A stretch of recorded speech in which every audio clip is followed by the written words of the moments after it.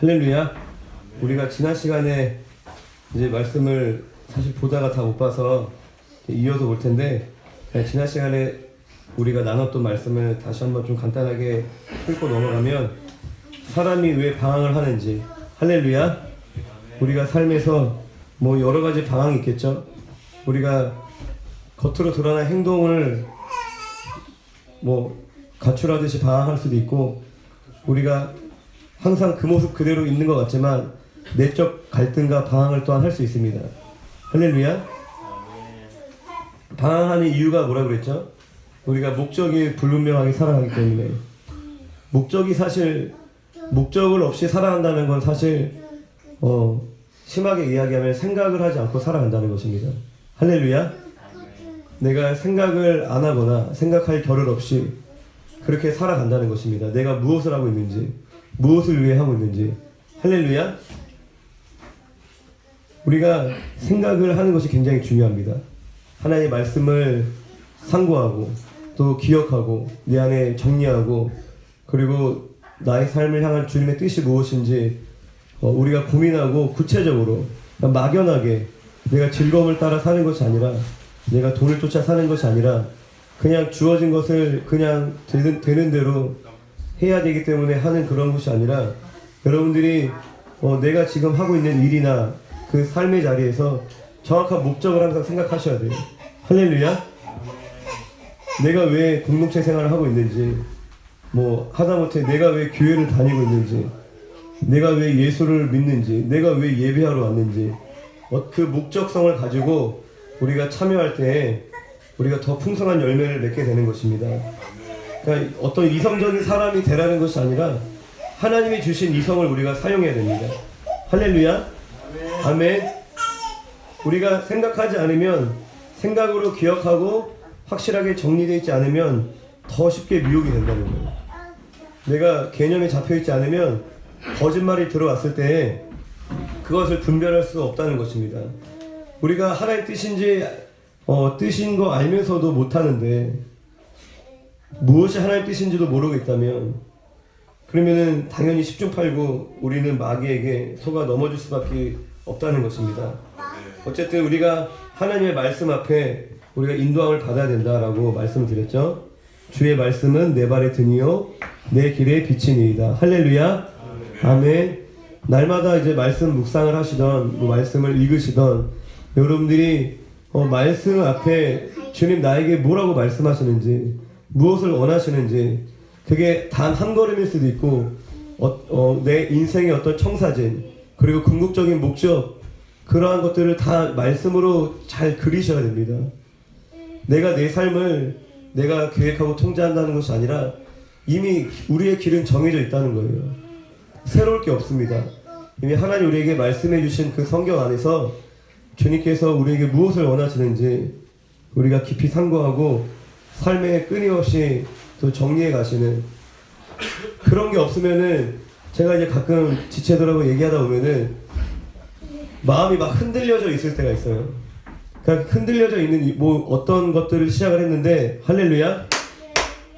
그게 어떤 사역이든 또 개인적인 어떤 뭐 결단이든 뭔가를 시작을 했는데 중간에 이제 마음이 흔들리고 다른 마음을 품고 있을 때가 참 많이 있습니다. 그래서 대화를 해보면은 열이면 열 다 분명하게 그 처음 초심을 잃어버린 거예요. 내가 왜 그것을 시작했었는지, 하나님 나에게 왜 하게 하셨는지, 이것이 나에게 어떤 의미이고 내가 지금 어디에 서 있는지, 그 목적성을, 방향성을 우리가 상실해버리면 그냥 두려움에 사로잡히고 그냥 필요에 따라 움직이는 겁니다. 그냥 사람 딸려가던가, 그냥 좋아 보이는 걸 쫓아가던가, 아니면 어려움이 있으면 그냥 피하려고 한다든지, 그냥 그런 식으로 계속 다람쥐 쳇바퀴 돌듯이 그냥 뭔가 인도하심을 따라 나아가는 삶이 아니라 계속 그러한 삶을 반복할 수밖에 없다는 것입니다. 할렐루야. 아멘. 네, 항상 강조를 우리가 해야 되는데, 여러분들 생각을 많이 하셔야 돼요. 큐티도 하라고 권면해 드리는 거고, 기도 일기도 꼭 쓰시기 바랍니다. 할렐루야. 기도 일기를 쓰면서 정리를 하라는 거예요. 삶을 정리를 하라는 거예요. 우리가 반복되는 삶이라 할지라도 내가 왜, 무엇을 위해 반복되는 삶이지만 내가 어떠한 마음으로 중심으로 참여하냐에 따라서 그 열매는 전혀 다른 열매를 맺을 수 있다는 것입니다. 똑같이 자녀를 돌보고 똑같이 모임에 참여하지만 할렐루야, 내가 어떠한 중심으로 어떠한 목적으로 어떤 생각을 가지고 내가 그 자리에 참여하는가. 당장 문제가 해결되지 않고 당장 어려움이 사라지진 않을지라도 그 목적성이 분명할 때 우리의 삶이 방황하지 않는다는 것입니다.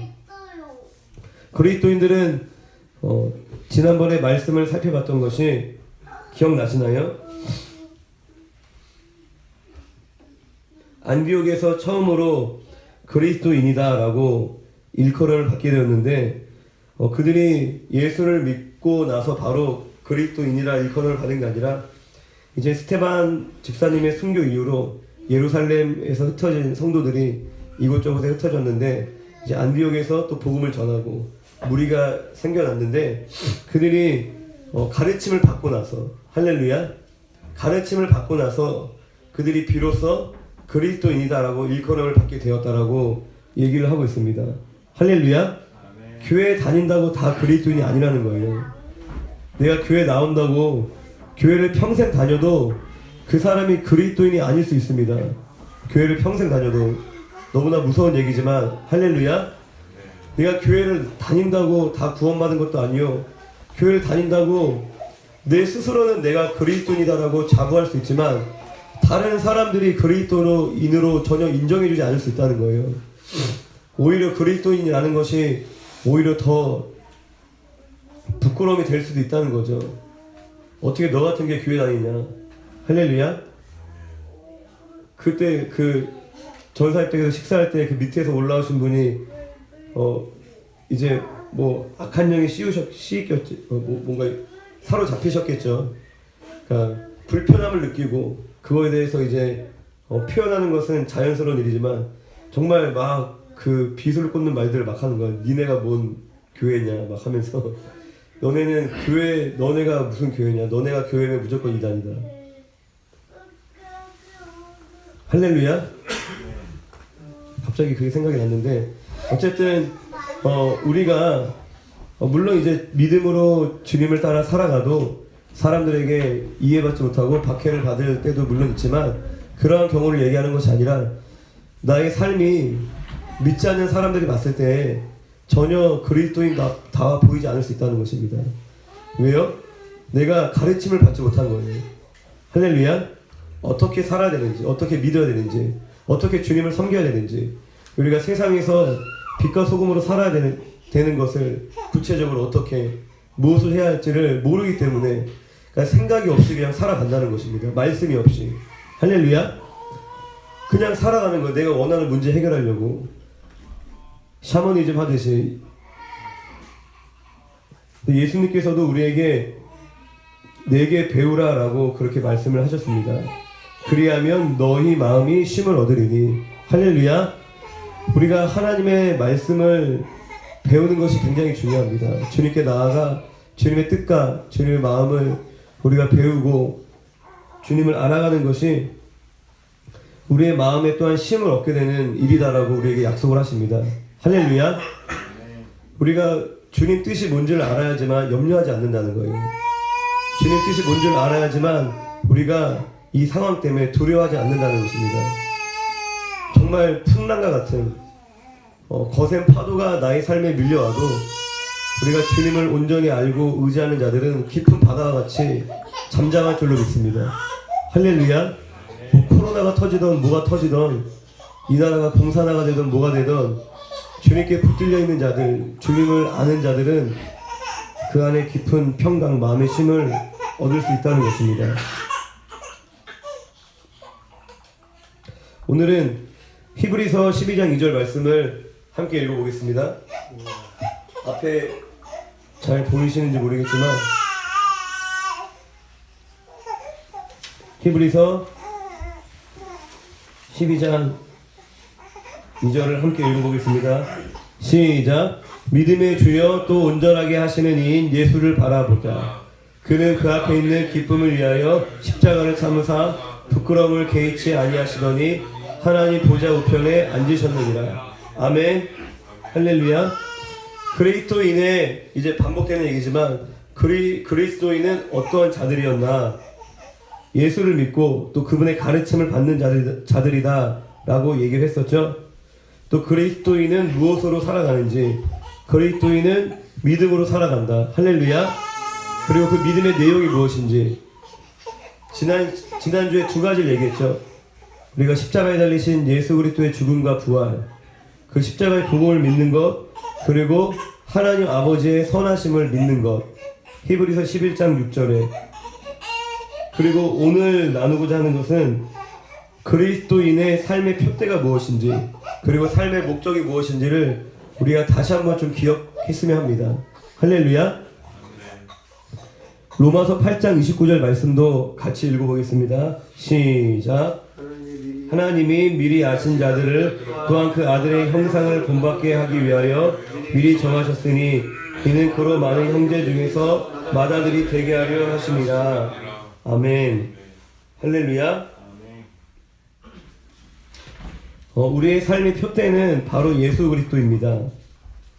우리가 바라봐야 되는 삶의 표대는 우리가 어느 목적지에 도달하기 위해서 계속 기준을 삼아서 바라봐야 되는 것이 표대이죠. 그 표대만 잘 바라보고 쫓아가면은 목적지에 도달해요, 안 해요? 도달하죠. 우리가 저는 이제 그 어릴 때 초등학교 때 운동장에서 이제 피구 같은 거 하면은 그 줄을 긋잖아요. 근데 항상 그 나무를 가지고 줄을 긋다 보면은 그 줄이 올바로 가는 게 아니라 삐뚤빼뚤하게 줄이 가게 됩니다. 심한 경우에는 다시 제자리로 오고. 할렐루야. 그렇게까지 심한 경우는 없겠지만, 그런데 줄을 똑바르게 그을 수 있는 방법이 있잖아요. 딱 어느 목표 지점을 바라보고, 내가 이 나무를 보고 막 긋는 게 아니라, 내가 긋는 걸 바라보고 있는 게 아니라, 그 저기 멀리 어떤 의자를 본다든지, 스탠드에 앉아있는 철소를 본다든지, 그 철소를 보고 그냥 쭉 가다 보면은 반듯하게 그을 수 있는 거죠. 할렐루야. 표대를 우리가 바라보고, 그리고 표대가 무엇인지가 정확해야지만 우리가 목적지에 도달할 수 있다는 것입니다. 그러면 삶의 목적이 무엇인가? 히브리서 11장 5절 함께 읽어보겠습니다. 시작. 믿음으로 에녹은 죽음을 보지 않고 옮겨졌으니 하나님이 그를 옮기심으로 다시 보이지 아니하였느니라. 그는 옮겨지기 전에 하나님을 기쁘시게 하는 자라는 증거를 받았느니라. 마태복음 6장 9절 10절 시작. 그러므로 너희는 이렇게 기도하라. 하늘에 계신 우리 아버지여, 이름이 거룩히 여김을 받으시오며 나라가 임하시오며 뜻이 하늘에서 이루어진 것 같이 땅에서도 이루어지이다. 아멘. 아멘. 할렐루야. 우리의 삶의 표대는 예수 그리스도가 되시고, 우리의 삶의 목적은 하나님을 기쁘시게 해드리는 것입니다. 우리의 삶의 목적은 하나님의 나라가 이 땅에 이루어지게 하는 것, 하나님을 기쁘시게 하는 것의 구체적인 일이 하나님의 나라가 이 땅에, 하나님의 뜻이 이 땅에 이루어지는 것. 할렐루야. 우리가 그것이 우리의 삶의 목적이고, 그 목적을 달성하기 위해서는 무엇을 바라봐야 돼요? 표대를 봐야 되는 거죠. 표대와 목적의 관계를 아시겠죠? 그 목적을 달성하기 위해서는 우리가 표대를 바라봐야 되는 것입니다.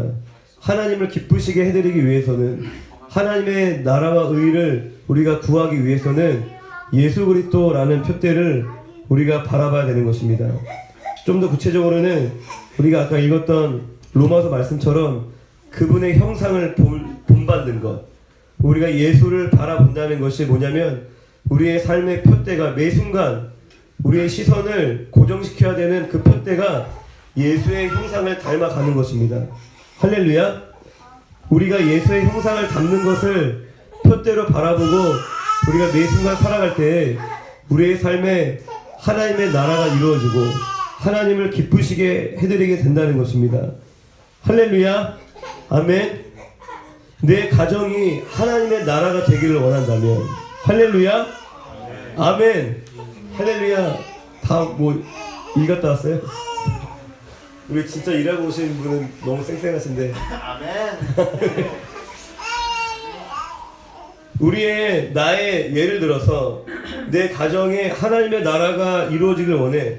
그러면은 뭘 바라봐야 돼요? 표대 예수 그리스도를 바라봐야 되는 거죠. 할렐루야. 이 가정에서 내가 사랑받는 것이 표대가 되면 돼요, 안 돼요? 내가 인정받는 것이 표대가 되면 돼요, 안 돼요? 표대가 잘못되면은 그 목적지에 도달할 수 없는 것입니다. 하나님의 나라가 이루어질 수 없다는 것입니다. 할렐루야. 그냥 내가 결혼을 하는데 그 목적이 그냥 알콩달콩 행복하게 사는 것이 표대야. 그러면은 하나님의 나라가 이루어질 수 있어요, 가정에? 그럴 수 없다는 것입니다. 내가 그 예수 그리스도를 바라보는 그 표대를 이 가정에 세우기 위해서는 눈물로 기도해야 될 수도 있고, 또 물론 기다림도 필요하지만 때때로는 갈등이 발생할 수도 있다는 것입니다. 예를 들어서 내가 혼자 예수를 믿어요. 이 가족 가운데 같이 교회 다니는 혼자 예수를 믿거나 아니면은 교회를 같이 다니는데 다 믿음이 없는 거예요. 예를 들어서 가정을 위해서 내가 간절히 기도할수록, 내가 열심히 교회를 나갈수록 가족들의 핍박이 막 심해질 수 있습니다. 그런 경험하신 분들 계실 거예요. 믿지 않는 가족들 가운데서 예수를 믿는데 희한하게 열심히 믿으려고 하면 그때부터 핍박이 옵니다. 가족들이 가지 말라고 그러고, 뭐 또 예를 들어서 주일날 갑자기 가족 여행을 잡는 거예요. 왜 같이 여행 가자 뻔히 알면서 내가 교회 열심히 다니는 거, 그리고 못 간다고 얘기하면은 너는 가족보다 교회가 먼저냐라고 하면서 막 핍박을 합니다. 할렐루야. 가족들이 싫어하니까.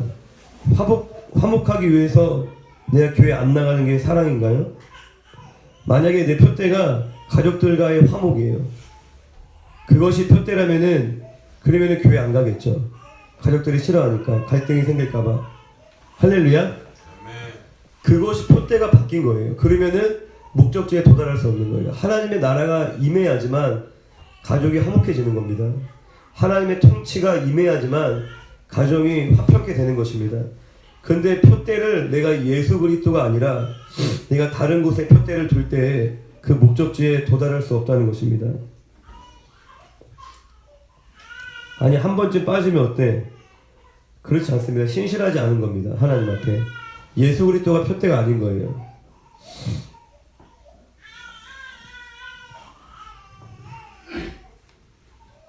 갈등을 우리가 최소화하려는 노력이 물론 필요하지만 이 갈등을 피하는 일이 우리의 표대가 되지 않기를 원합니다.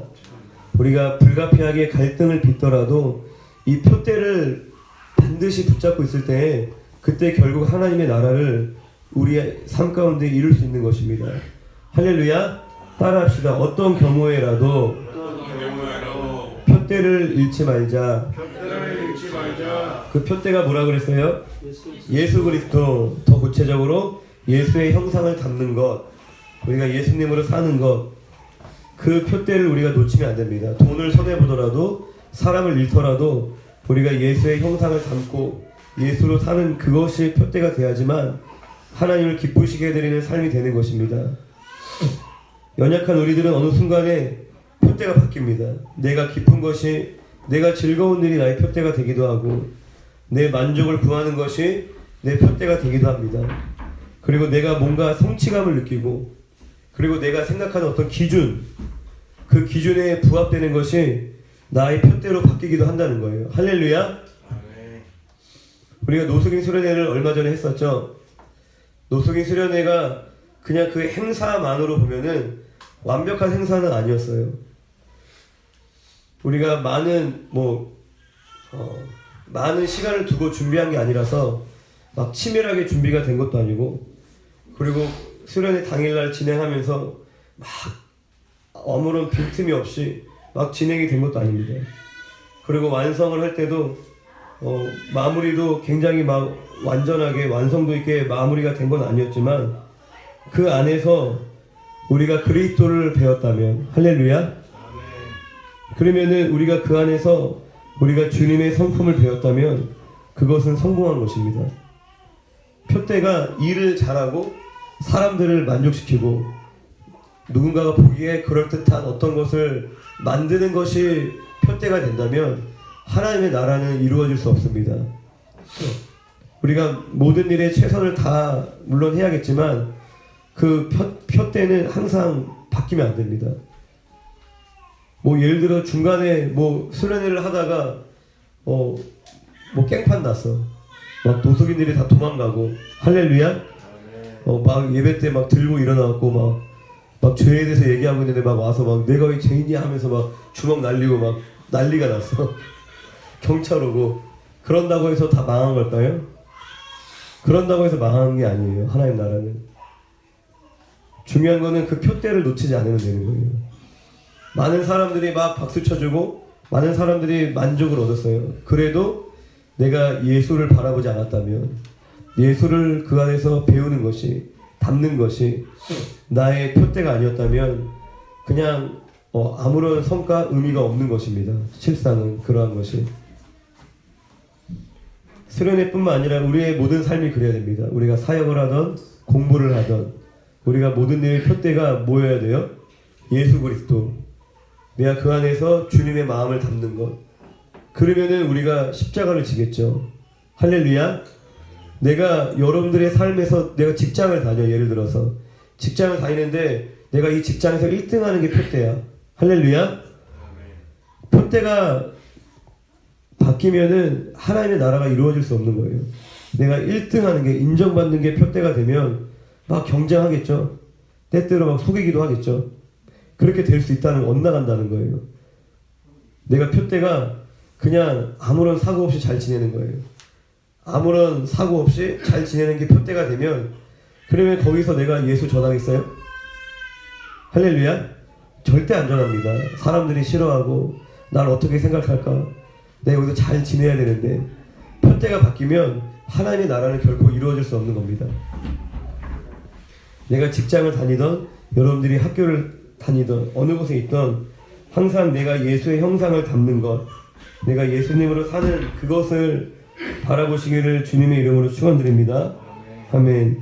그럴 때에 하나님께서 기뻐하시고 우리의 삶의 목적인 하나님의 뜻이, 그분의 나라가 이루어지는 줄로 믿습니다. 이어서 요한복음 15장 18절에서 20절 말씀을 우리 같이 한번 크게 읽어봅시다. 요한복음 15장 18절에서 20절 시작. 세상이 너희를 미워하면 너희보다 먼저 나를 미워한 줄을 알라. 너희가 세상에 속하였으면 세상이 자기의 것을 사랑할 것이나 너희는 세상에 속한 자가 아니요. 할렐루야. 그리스도인과 세상의 관계가 어떠한지, 우리가 방금 읽었던 말씀처럼 세상이 우리를 미워한다고 합니다.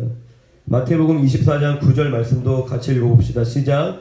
그때의 사람들이 너희를 환난에 넘겨주겠으며 너희를 죽이리니 너희가 내 이름 때문에 모든 민족에게 미움을 받으리라. 아멘. 할렐루야. 우리는 모든 민족에게 미움을 받게 될 거다. 세상이 우리를 미워할 거다라고 주님 말씀하십니다. 우리가 빛의 자녀가 되어 예수님을 따라, 말씀을 따라 우리가 살아가면 이 세상은 어디에 속해 있죠? 어둠에 속해 있죠. 이 어둠에 속해 있는 세상, 그 세상에 살아가는 사람들은 우리를 싫어합니다. 자신들의 불의함이 드러나고 자신들의 부정직함, 부도덕함이 우리가 빛이 되어 살아간다면, 내가 막 똑같은 회사에서 불법을 어떤 사람들이 저지르고 있는데 저는 죄송하지만 거기에 동참할 수 없습니다.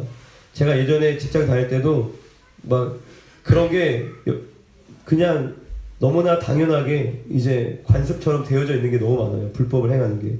할렐루야. 토요일날 출근도 안 했는데 출근했다고 대신 써주는 거예요. 그러면은 돈 받고. 할렐루야. 얼마나 좋아. 나오진 않는데 돈 받고. 좋지 않아요? 좋아요. 그거 싫어할 사람이 어디 있어요?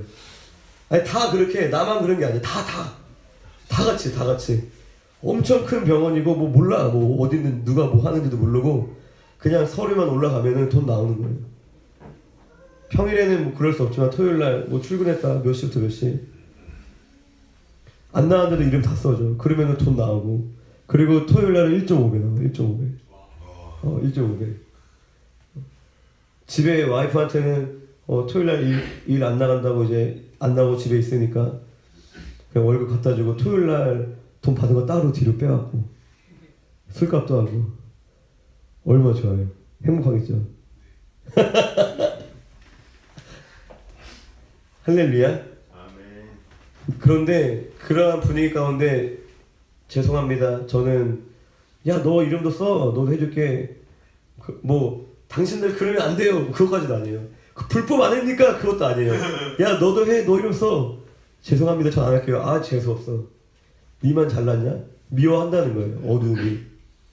니만 교회 다니냐? 술자리 갔는데 야 마셔. 죄송합니다. 저는 안주만 먹겠습니다. 나도 장로야. 먹어 막. 세상이 미워한다는 거예요. 물론 존귀하게 여겨주는 사람들도 간혹 있겠지만 말씀에서 이야기한 것처럼 세상은 미워한다는 것입니다. 우리가 사람에게 세상에 미움받기를 두려워한다면 우리가 주님을 따를 수 없습니다. 할렐루야. 우리가 사람을 거절하지 못하고 내가 사람을 뿌리치지 못하고 내가 사람에게 잘 보이고자 하는 그런 매임에 우리가 묶여 있다면 여러분들이 예수의 이름으로 끊으셔야 돼요. 그러면 주님을 따를 수 없는 것입니다.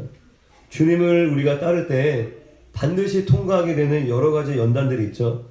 뭐 물질에 대한 것, 그리고 이성에 대한 것, 또한 그 중에 한 가지가 사람과의 관계에 대한 것입니다.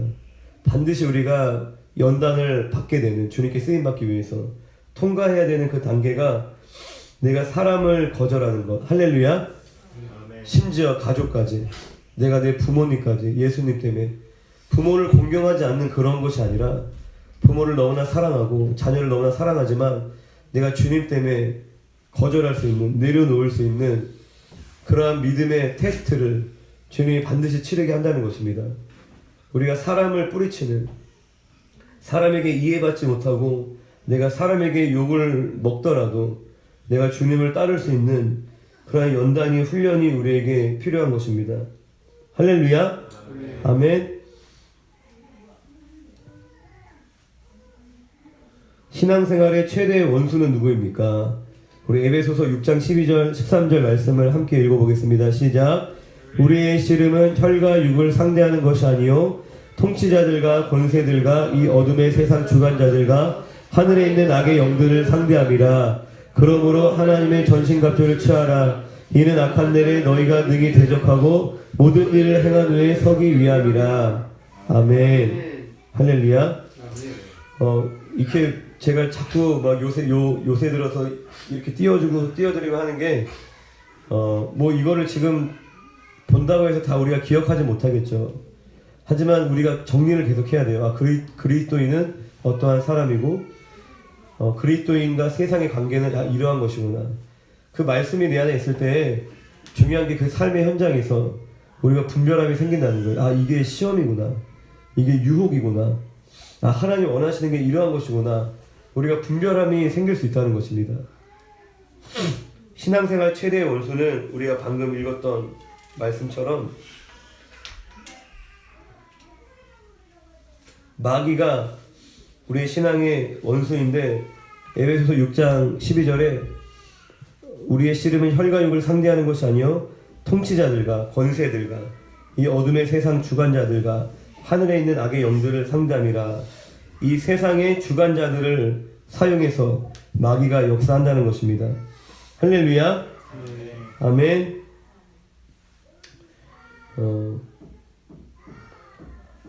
적그리스도의 영을 받은 자들이, 그러니까 세상의 주관자가 돼서 어떠한 모양으로 하나님의 교회들을, 성도들을 박해했냐면 그 대표적인 게 공산주의죠. 할렐루야. 신이 없다, 무신론, 유물론을 바탕으로 해서 생겨난 사회주의, 공산주의를 통해서 적그리스도의 영에 미혹되어져 있는 그 사람들이 그 본인들은 정의로운 마음으로 시작하는 거예요. 할렐루야. 아멘. 그래서 목숨을 거는 겁니다. 이게 스스로가 악하다라고 여기고 행하고 있으면은 인간이 그렇게까지 할 수는 없어요. 근데 이게 정의다, 이게 사람을 정말 행복하게 하는 거다라고 그렇게 강하게 그런 신념에 사로잡혀 있기 때문에 사람들이 시장 경제로 인하여서 개인의 사유재산이 생기고 빈부의 격차가 생기고 막 부자들이 막 있는데 옆에 가난한 사람들이 굶어 죽어가고 그거를 보면 얼마나 마음이 아파요.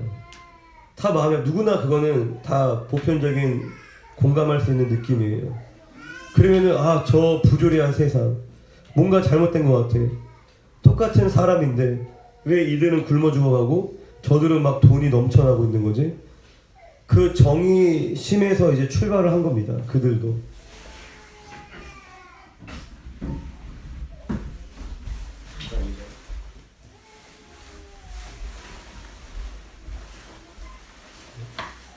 죄송합니다. 근데 그것을 우리의 소망은 오직 예수 그리스도죠. 타락한 죄인의 본성, 우리가 사람들이 죄로 타락했기 때문에 여러 가지 부패한 모습들이 나타나는 거죠. 사회 부조리한 것들이 양극화가 생기고 그것을 해결할 수 있는 것은 오직 예수 그리스도의 복음밖에 없습니다. 성령을 받은 자들이 진정으로 그리스도의 사랑을 실천할 때 해결되는 거예요. 근데 그걸 사람의 힘으로 해결을 해보려고 시도했던 게 공산주의인 거죠. 사회주의. 근데 사실상 그들을 그렇게 미혹한 그 영의 실체는 적그리스도의 영이라는 것입니다. 우리가 냉전 체제가 끝나고 공산주의, 사회주의가 몰락한 것 같지만 사실상 그러지 않습니다. 옷만 갈아입은 거예요. 그들의 뿌리는 그대로 가지고 있습니다. 유럽에서는 환경단체 옷으로, 그리고 다른 젠더, 성혁명이라고 그러죠. 다른 이슈를 가지고 본인들의 이제 목적하는 바들을 열심히 성취하려고 달려나가는 겁니다. 이 자리에서 다 얘기할 수 없지만 우리 그런 거 하잖아요. 그림자 정부, 음모론이다라고도 얘기하는데, 근데 이미 너무나 사실이죠. 일루미나티, 프리메이슨, 보이지 않는 이 세상을 지배하고 있고 이 세상을 움직여가고 있는 세력들이 있다는 것입니다. 그들은 하나님을 대적하고 있고 사탄을 숭배하는 자들인데, 그들이 성경의 예언처럼 이 세상을 통치하고 믿는 자들을 박해할 날이 올 것입니다. 할렐루야. 근데 그 시스템이 뭐냐면은 이제 공산주의가 될 거라는 거예요. 전체주의. 그러니까 소수의 사회주의가 뭐예요? 국가가 엄청난 힘을 가지는 거잖아요. 그 문제를 이제 국가가 해결한다는 거예요. 인위적으로. 인간 스스로가 그 양심을 깨우쳐서 복음으로 인하여 변화되어 해결되는 것이 아니라 그냥 국가가 그냥 많이 가진 자들 걸 뺏어서 나눠주고, 그렇게 되면 어떻게 돼요? 점점 국가의 힘은 커져야 되고 더 독재가 될 수밖에 없죠. 사람이 죄인이기 때문에. 어쨌든 전 세계 인구를 줄이고 소수의 특권 계층이 전 세계 사람들을 노예로 삼는 그 모델 국가가 뭐죠? 북한이죠. 북한과 같이 김씨 일가가 북한에 있는 그 주민들을 노예 삼아서 인권이 없죠. 장애인 태어나면 다 물에 던져버리고 예수 믿으면 다 처형시키고 사람을 정말 몸만도 못하게 여기는 그러한 나라인데, 그런 시대가 올 거라는 것입니다. 그렇게 마귀는 우리의 원수인데 이러한 세상 주관자들, 권세자들이 되어서 이 세상을 공격한다는 것입니다. 그래서 이건 좀 더 나간 얘기지만, 그래서 미국 대선이 되게 중요한 거예요. 할렐루야. 결국에는 민주당, 공화당 그 싸움이 아닌 거예요. 공중권세 잡은 자, 세상 임금, 세상 신이라 불리는 이미 그들이 모든 기득권을 잡았습니다. 보이지 않게. 그 좌파 세력들이 다 모든 국가, 모든 문화, 모든 면에서 교육이나 다 이미 장악을 했어요. 그런데 그것을 맞서는 세력이 트럼프 행정부였던 거예요. 그 비리를 파헤치고. 그러니까 이미 언론까지 너무나 장악을 했기 때문에 여러분들이 지금 전에 듣고 있는 언론은 그냥 완전히 신뢰할 수 없어요. 마귀가 그렇게 가라지를 우리에게 뿌려서 우리를 완전 미혹시키는 겁니다. 거짓말을 믿게 하는 거예요. 도덕성 가지고 비난당하지 않을 사람이 어디 있어요? 문제는 도덕적으로 깨끗한 것 같아요. 아이고, 주여.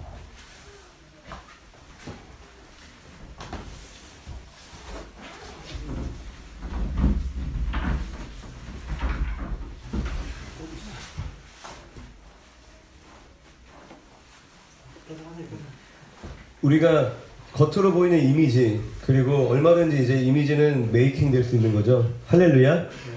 그러니까 하나님 앞에 다 죄인이에요. 트럼프도 죄인이고 문재인도 죄인이고 다 하나님 앞에 불의한 죄인입니다. 뭐 어떤 도덕성을 가지고 누가 선하다라고 우리는 말할 수 없는 거예요. 누가 하나님의 편에 서 있는가, 그게 중요한 겁니다. 할렐루야. 그러니까 미국이란 나라 자체가 종교의 자유를 찾아 떠난 영국의 청교도들로 인하여서 세워진 나라이죠. 할렐루야. 미국이라는 그 국가 시스템 자체가 종교의 자유를 지키기 위해서 그것을 가장 우선순위에 두고 세워진 나라라는 것입니다. 그러니까 하나님의 말씀이, 교회가 그 나라의 기둥이 되어서, 그리고 국가와 가정이 이제 협력해서 사람들을, 국민들을 섬기는 그런 시스템이죠. 그런데 그것들을 다 무너뜨리려고 하는 거예요. 점점 코로나 막 이런 걸로 사람들 들었다 놨다 하면서 쥐락펴락 하는 거죠. 우리 다루는 거잖아요. 다루는 거. 2단계로 올렸다가 1단계 내렸다가 2.5단계 올렸다가 1단계 내렸다가, 그러면서 정부 말 잘 듣게 하는 거예요. 교회들 문 닫으라 했다, 열어라 했다, 모여라 했다, 폐하라 했다, 뭐 심지어 이제 교회 폐쇄법까지 발의가 돼서 소방 공무원과 경찰 공무원이 들이닥쳐서 그냥 저 교회를 그냥 예배 드리고 있는 그 순간에도 들이닥쳐서 교회를 폐쇄할 수 있다는 거예요. 못을 막 교회 때려 박아갖고. 그거랑 방역하고 뭔 상관이 있어요? 안 그래요? 그거랑 전염병하고 무슨 상관이 있어요? 당연히 교회도 이 나라의 국민으로서 방역을 위해서 최선을 다해야 할 의무가 있죠. 만약에 뭐 형평성에 맞게 뭐 그냥 모든 걸 다 그냥 못하게, 그러면은 뭐 아무렇지도 않아요. 뭐 교회 뭐 성경책 비치하지 말라라고 이제 그 공문이 내려왔어요. 구청에서 공문이 이제 우편으로 와서 받았는데, 교회 성경책 비치하지 말래. 그러면은 뭐 모든 도서관의 책 비치하지 말고 공공시설에 사람 손 닿는 거 다 없애버려라. 그러면은 비치 안 하겠다. 그러니까 그런 거예요. 말이 안 되잖아요. 영화관은 되고 식당은 되고 왜 교회는 안 되는? 닫을 거면 다 닫게 하던가. 회사, 학교, 뭐 식당, 뭐 영화관, 뭐 그냥 다 닫게 하던가. 그러면은 닫을 테니까 우리도. 그런 게 아니잖아요, 지금. 그런 식으로 이제 사람들을 이제 국민의 생명과 안전을 보호한다는 명분으로 점점 통제하고 있잖아요. 어딜 들어가든 다 신분 확인이 돼야 돼요. 안 그러면 못 들어갑니다. 밥도 못 먹어요. 마스크 안 쓰면은 아무것도 할 수 없는 시대예요. 점점 그렇게 사람을 통제하는 거예요. 명분은 국민의 안전과 생명을 위해서.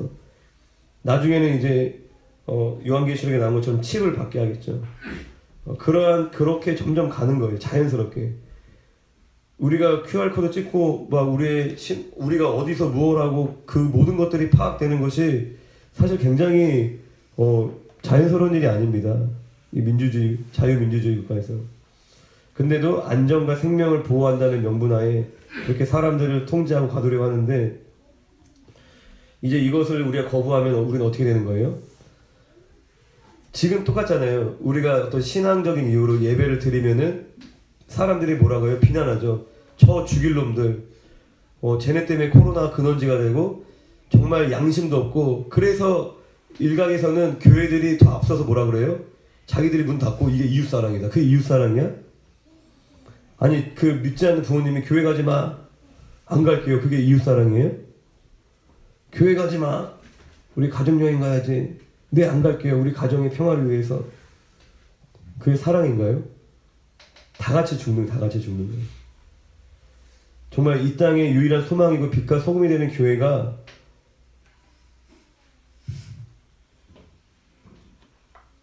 얼마나 지금 참담한지 몰라요. 그러니까 이 세상이 이렇게 되는 이유는 한 가지입니다. 교회가 교회의 역할을 못하기 때문에. 하나님께서 이런 전염병을 보내시고 어려움들을 허락해 주시는 이유도 한 가지인 거예요. 교회가 깨어나라고, 회개하라고. 그래야지만 이 세상에 소망이 있으니까. 믿지 않는 사람들은 어차피 답이 없는데, 교회가 깨어나야지. 그래서 복음을 전해야죠. 교회가 잠들어 있고 이기적이고 돈만 좋아하고 사랑하지 않고 지들끼리 북치고 장구치고 지들끼리 모여서 희랑락 볼링이나 치러 다니고, 볼링 치는 게 나쁘다는 게 아니라 이타적인 삶을 살지 않는다는 거예요. 사명을 잃어버렸다는 것입니다. 그러니까 하나님께서 흔들어 깨우실 수밖에 없죠. 그렇게 가다가는 하나님이 잃어버린 영혼들 다 놓치는데, 본인들이 선택받았다라고 착각하고 있는 놈들조차도 막 미혹되었고 제정신이 아닌데, 하나님이 이 상황을 역전시키기 위해서 극단의 조치를 쓸 수밖에 없죠. 전염병을 보내든 칼과 기근과 전염병. 할렐루야.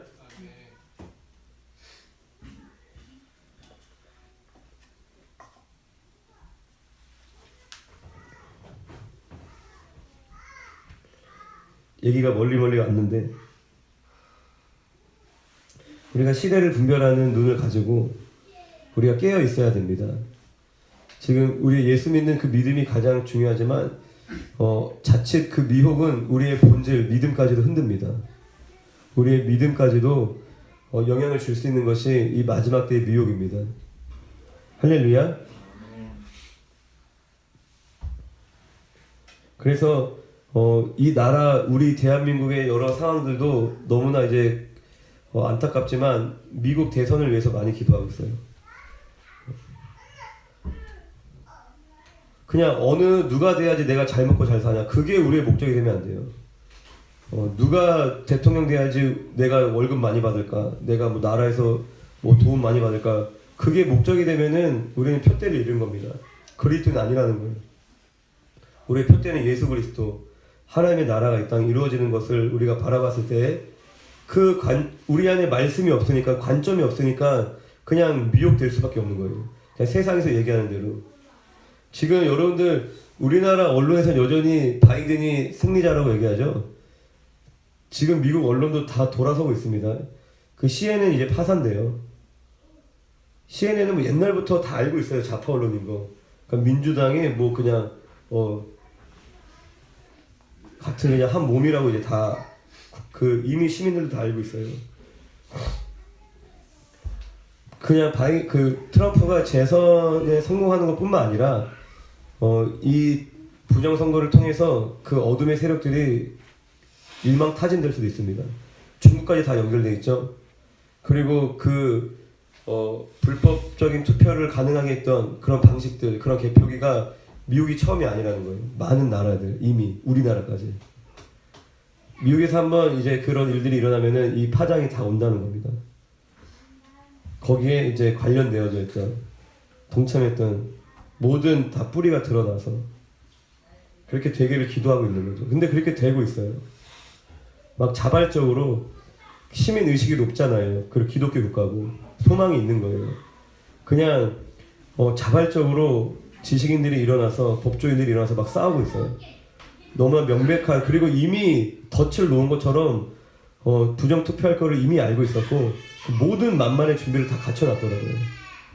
투표용지 하나하나, 누가 그 사람이 투표한 용지가 지금 어디에 있는지까지 다 확인할 수 있는 장치가 다 심겨져 있는 거예요. 워터마크라고. 다 그 실시간으로 부정선거를 저지르는 게 다 이미 촬영 다 돼 있고, 그래서 처음부터 되게 여유로웠잖아요. 트럼프 골프 치러 가고. 갑자기 바이든은 이제 다리에 발목에 금이 갔다고 뭐 병원에 입원했는데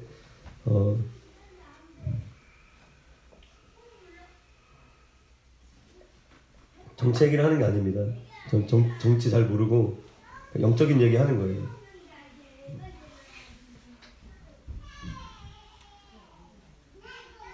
원수가 이렇게 세상의 권세자, 통치자들을 통하여서 하나님의 나라를 공격하는데, 이 원수의 주된 공격 무기가 바로 사망이라는 것입니다. 사망이 쏘는 것은 죄요, 죄의 권능은 율법이라. 우리가 원수의 미혹, 공격을 받으면 사망을 경험하게 된다는 것입니다. 하나님과의 관계에 악영향을 미친다는 것입니다. 그리스도인이 이 원수와 싸우려면 어떻게 해야 하는가? 결론적으로 우리가 영적인 무장을 해야 된다는 것입니다. 그 무장은 진리의 허리띠, 의의 호심경, 평안의 복음을 준비한 것으로 신을 신고 모든 것 위에 믿음의 방패를 가지고 이로써 능히 악한 자의 모든 불화살을 소멸하고 구원의 투구와 성령의 검 곧 하나님의 말씀을 가지라. 할렐루야. 기도와 간구를 하되 항상 성령 안에서 기도하고 이를 위하여 깨어 구하기를 항상 힘쓰며 여러 성도를 위하여 구하라. 하나님의 말씀과 기도로 거룩하여 짐이라. 우리가 오직 기도와 말씀으로 우리가 무장하는 것입니다.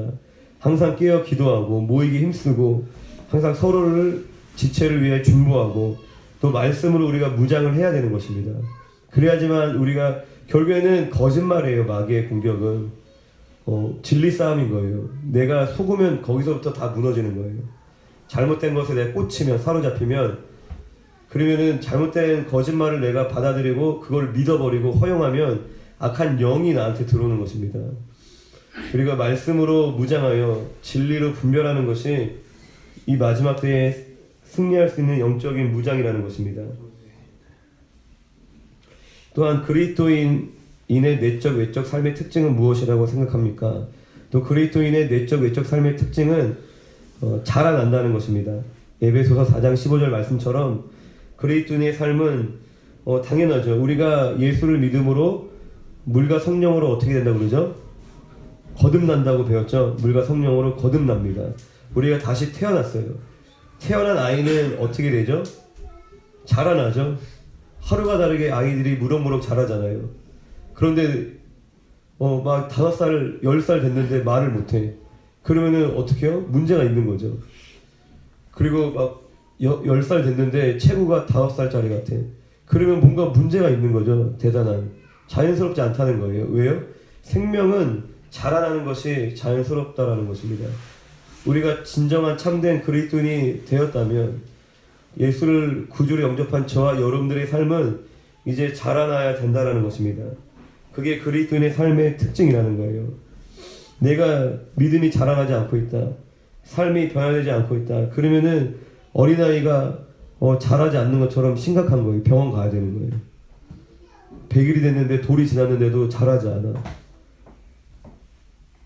또한 우리가 성장한다라는 것은 바로 그것이 요한복음 15장 1절 2절에 나는 참 포도나무요 내 아버지는 농부라. 물은 내게 붙어있어 열매를 맺지 아니하는 가지는 아버지께서 그것을 제거해 버리시고. 할렐루야. 아멘. 우리가 열매를 맺는다는 것, 내 삶이 변화되고 거룩해지고 성숙해져 간다라는 것은 곧 믿음의 참된 믿음의 증거라는 것입니다. 그리스도인의 삶은 우리가 마땅히 하나님 앞에 자라나야 되고 야고보서 2장에도 행함이 없는 믿음은 죽은 믿음이다 라고 그렇게 말씀을 하십니다. 마지막으로 우리는 무엇에서 자라나야 합니까? 베드로후서 3장 18절 함께 읽겠습니다. 시작. 오직 우리 주 곧 구주 예수 그리스도의 은혜와 그를 아는 지식에서 자라가라. 영광이 이제와 영원한 날까지 그에게 있을지어다. 아멘. 그를 아는 지식에, 우리가 주님을 아는 지식에 자라나는 것입니다. 우리가 그것이 이성적인 깨달음이든 지적인 어떤 지식이든 하나님에 대한 경험이든 주님에 대한 마음이든 우리가 되게 전인격적인 거죠. 그 살아계신 하나님을 우리가 계속 알아가며 자라나는 겁니다. 내 기도빨이 세지고 어떤 대단한 능력이 나타나고 그게 중요한 게 아니에요. 할렐루야. 내가 주님을 아는 것이 자라나는 거예요. 하나님의 마음을 더 깊이 알아가고 하나님의 뜻을 더 깊이 깨달아가고 내가 말씀을 더 깊이 이해하게 되고 내 삶에 하나님이 나의 삶을 향한 그 부르심의 뜻이 무엇인지를 더 온전하게 더 알아가며 자라나는 것이 그리스도인의 성장이라는 것입니다. 우리가 이렇게 하나님을 아는 지식에 우리가 영적으로 자라나기 위해서 필요한 필수적인 것이 갓난 아기들 같이 순전하고 신령한 젖을 사모하라. 이는 그로 말미암아 너희로 구원에 이르도록 자라게 하려 함이라. 아멘. 복이 있는 자는 여호와의 율법을 즐거워하며 그의 율법을 주야로 묵상하는도다. 우리가 영적으로 자라나기 위해서 가장 필수적인 것이 하나님의 말씀입니다. 할렐루야. 아멘. 하나님 우리에게 주신 바 기록된 이 말씀을 통해서 우리가 그런 걸 제가 얘기하는 거 아니에요. 아, 이 말씀 거룩한 말씀이니까 이거는 배고 자도 안 되고 매일매일 닦아야 되고 뭐 그런 걸 얘기하는 게 아니라 이 기록된 성경의 말씀이 보이지 않는 말씀이신 하나님을 가르쳐주고 있는 표지판인 거예요. 우리가 일반 계시 지난번 말씀드렸죠. 우리가 뭐 세상에 떠오르는 태양을 통해서 그리고 우리가 하나님을 알 수 있고 하나님의 살아계심을 물론 경험할 수도 있지만 하나님이 주신 특별한 계시를 통해서 우리가 구원받을 수 있는 겁니다. 그게 하나님의 약속이에요. 디모데후서 3장 15절. 할렐루야. 아멘. 성경을 하나님의 말씀이 없는 가운데 그냥 어느 정도 하나님에 대해서 조금 접근할 수 있겠죠. 이해할 수 있겠죠. 그런데 구원받을 수 없다는 것입니다. 하나님을 온전히 만날 수 없다는 것입니다. 하나님 우리에게 주신 특별한 계시, 이 기록된 성경의 말씀을 통해서 우리가 보이지 않는 바 하나님과 교제하고 그분을 아는 일에 더욱더 자라나는 그러한 은혜를 우리가 반드시 깨닫고 붙잡는 삶이 되기를 주님의 이름으로 축원드립니다. 아멘. 아멘. 우리 함께